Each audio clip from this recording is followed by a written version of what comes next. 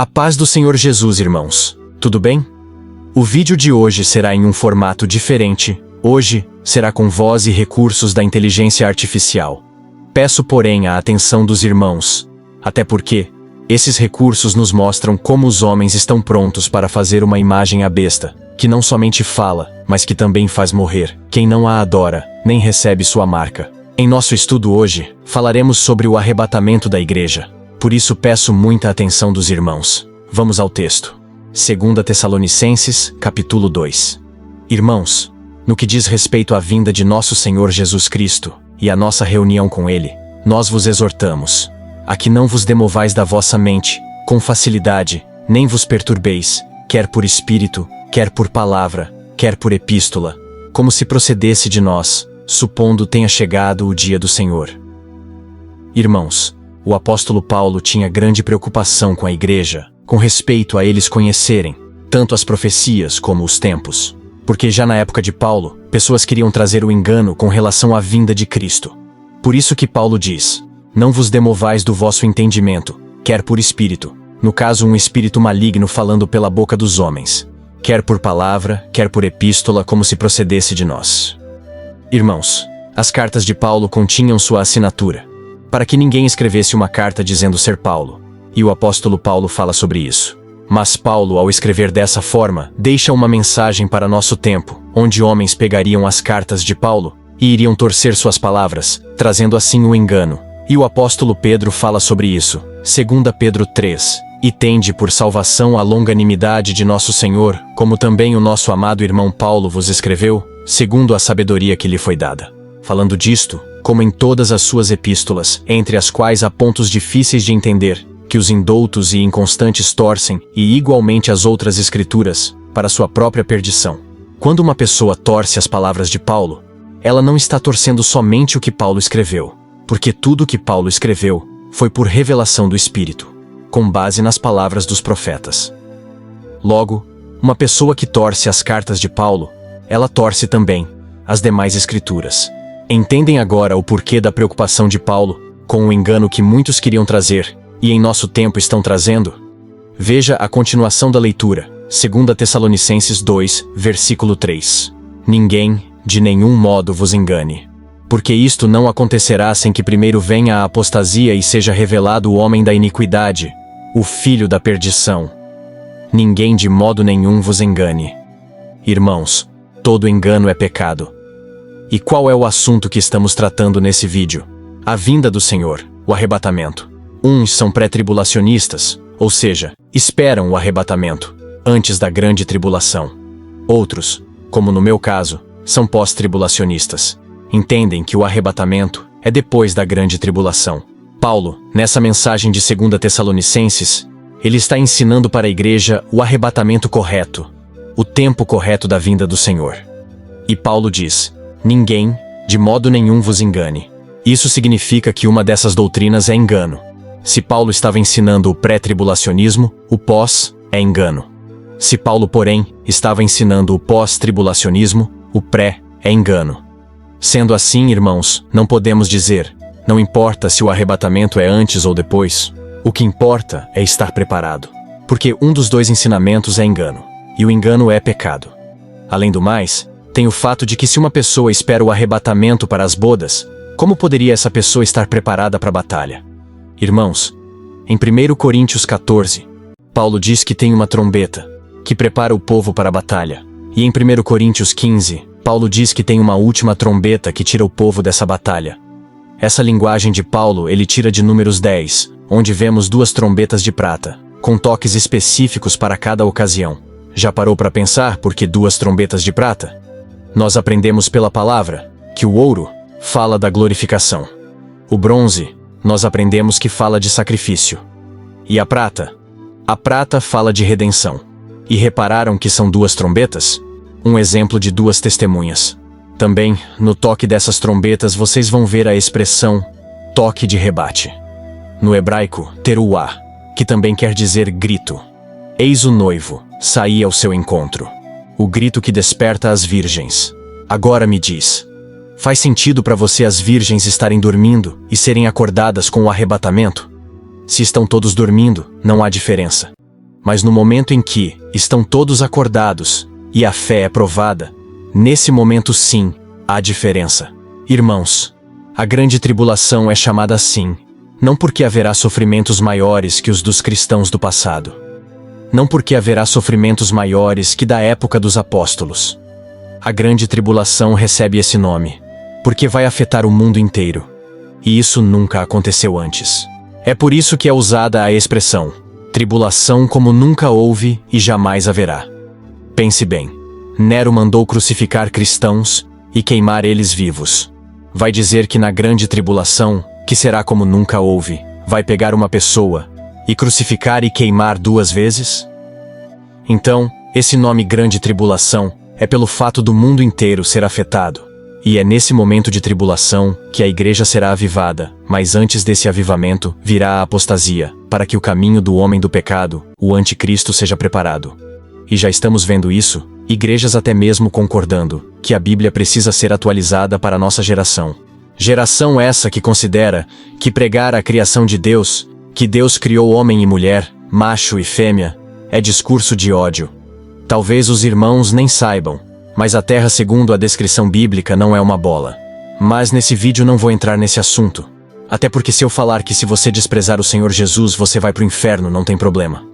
Mas se eu pegar a Bíblia para falar de modelo da terra, meu vídeo é tirado do ar. E eu ainda fico banido do canal alguns dias e recebo um aviso. Se eu receber 3 notificações do YouTube, perco meu canal.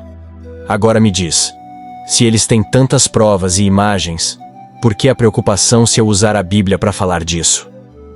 É porque tudo isso faz parte de uma rede, de um sistema. E quem age por detrás desse sistema é o espírito do anticristo, querendo contrariar a verdade de Deus em tudo. Então se esforce na oração, se esforce na palavra, para que ninguém te engane. Vamos ler novamente, mas sem pausa. Versículo 1.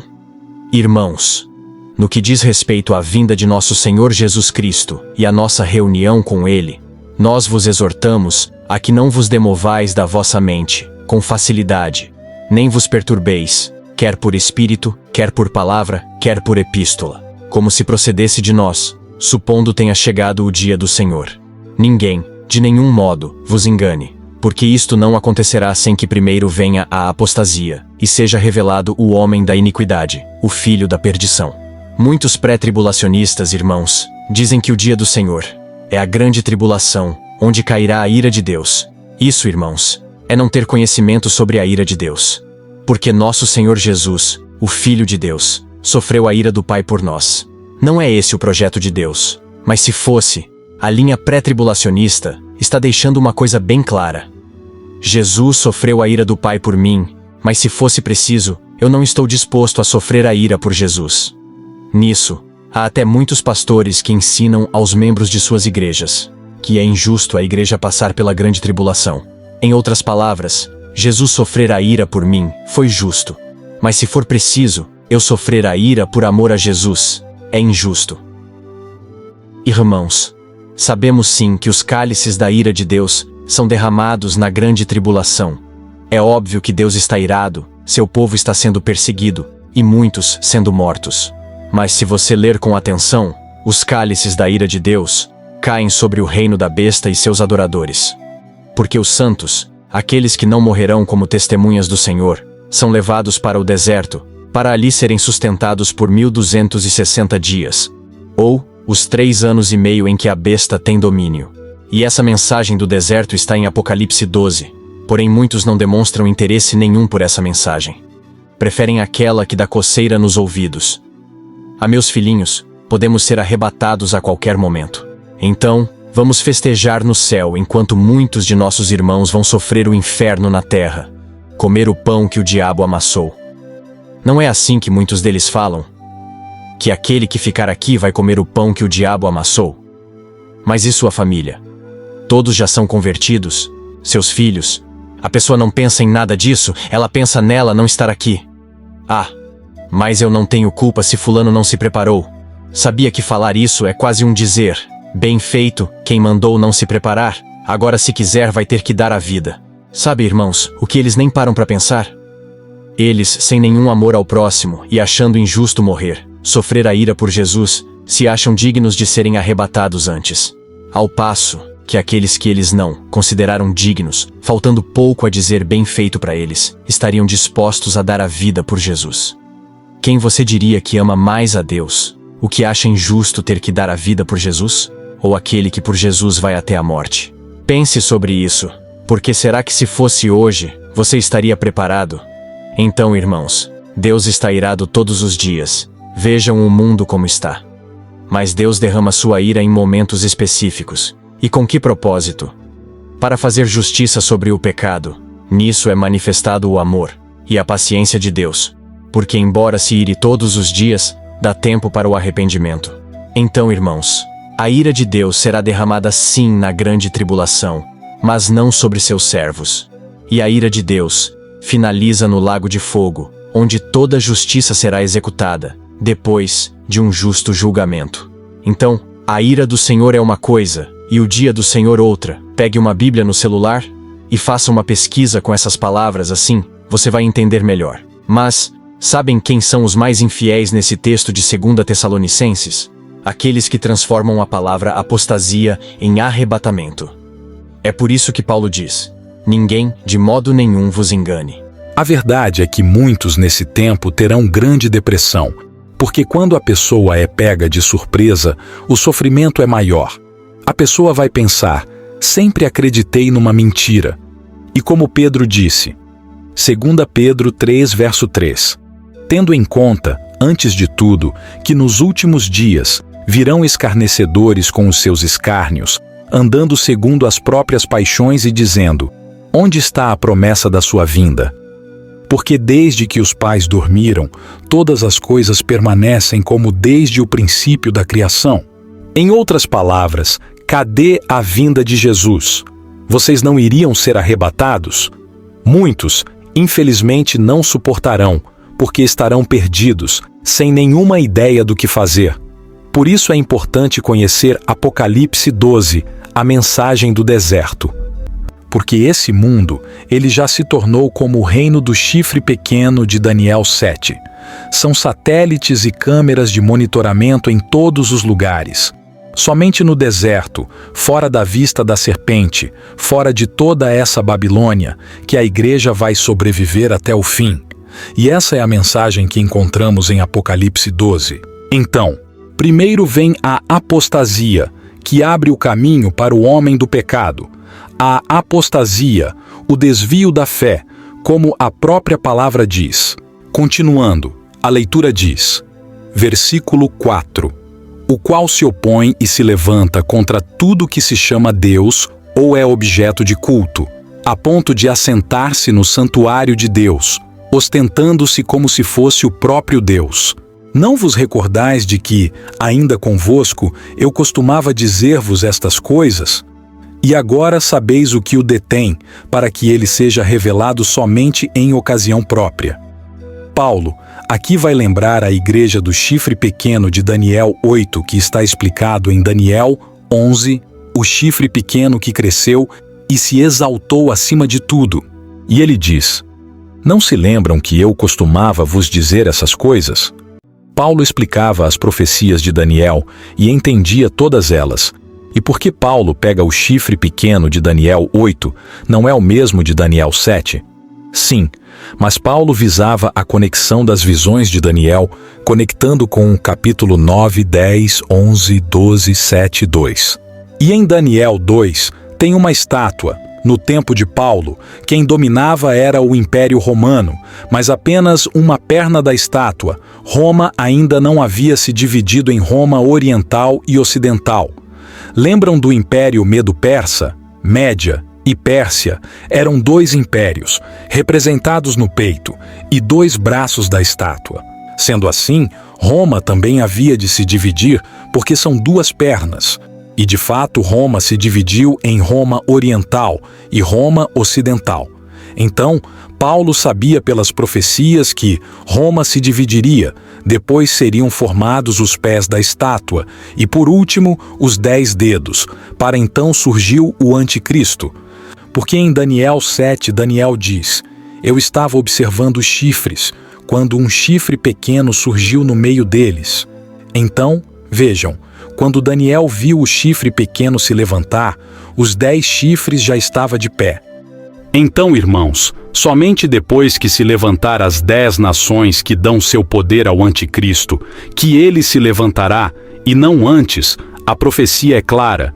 Então, a estátua teria que estar toda formada, a própria estátua que é a imagem do anticristo já possuir seu reino.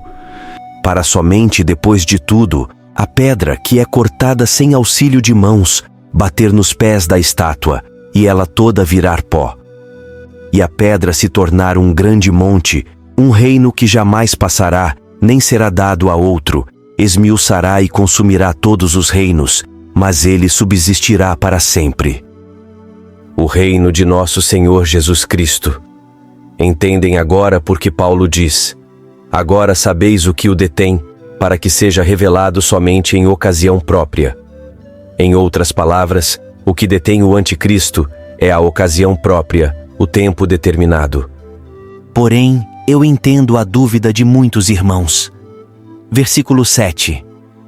Com efeito, o mistério da iniquidade já opera e aguarda somente que seja afastado aquele que agora o detém. Quem é esse que precisa ser afastado? Na verdade, ninguém. O que acontece é que colocaram essa palavra ali justamente para que a pessoa pense: bom, se alguém tem que ser afastado, esse alguém é o Espírito Santo, e se o Espírito Santo é afastado, então a igreja é tirada, porque Deus não vai deixar a igreja na terra sem o Espírito. Porém, irmãos, quando usamos um aplicativo da Bíblia com o dicionário Strong e olhamos a palavra afastado no grego, aparece a palavra ginomai. E quando olhamos as traduções para esta palavra, temos as opções de tradução: tornar-se, vir à existência, começar a ser, receber vida. Tornar-se, acontecer. Erguer-se, aparecer na história, aparecer no cenário. E se usamos a opção de referência cruzada, para ver se em algum outro texto ela foi traduzida como afastado, também não encontramos, com essa tradução, somente nesse texto. Tendo isso em vista, sabem qual seria a tradução correta do versículo? Isso porque esqueci de dizer que foi tirado do versículo a palavra meio. O que formaria a frase afastado do meio, ou tirado do meio, como diz outra tradução. Tendo isso em vista, a tradução correta seria: com efeito, o mistério da iniquidade já opera e aguarda somente que apareça no meio aquele que está sendo detido. Se lembram da explicação que fiz de Daniel 7? Daniel 7. Daniel diz: eu estava observando os chifres, quando um chifre pequeno surgiu no meio deles. Viram a visão de Daniel na explicação de Paulo? Então, irmãos, ninguém tem que ser afastado, mas alguém tem que aparecer. Aparecer no seu tempo determinado, que é depois que os 10 chifres, as 10 nações, recebem todo o poder para que possam entregá-lo ao anticristo. Agora, irmãos, vejam uma leitura de 2 Tessalonicenses 2 com tudo isso em mente e vejam se faz sentido ou não. 2 Tessalonicenses 2, versículos 1 ao 8. Irmãos, no que diz respeito à vinda de nosso Senhor Jesus Cristo e à nossa reunião com Ele, nós vos exortamos a que não vos demovais da vossa mente, com facilidade, nem vos perturbeis, quer por espírito, quer por palavra, quer por epístola, como se procedesse de nós, supondo tenha chegado o dia do Senhor. Ninguém, de nenhum modo, vos engane, porque isto não acontecerá sem que primeiro venha a apostasia e seja revelado o homem da iniquidade, o filho da perdição, o qual se opõe e se levanta contra tudo que se chama Deus ou é objeto de culto, a ponto de assentar-se no santuário de Deus, ostentando-se como se fosse o próprio Deus. Não vos recordais de que, ainda convosco, eu costumava dizer-vos estas coisas? E agora sabeis o que o detém, para que ele seja revelado somente em ocasião própria. Com efeito, o mistério da iniquidade já opera e aguarda somente que apareça no meio aquele que está sendo detido. Então será, de fato, revelado o iníquo, a quem o Senhor Jesus matará com o sopro de sua boca e o destruirá pela manifestação de sua vinda. Reflitam, irmãos, sobre este estudo.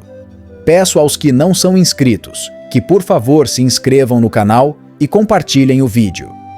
Que Deus abençoe a todos, em nome de Jesus.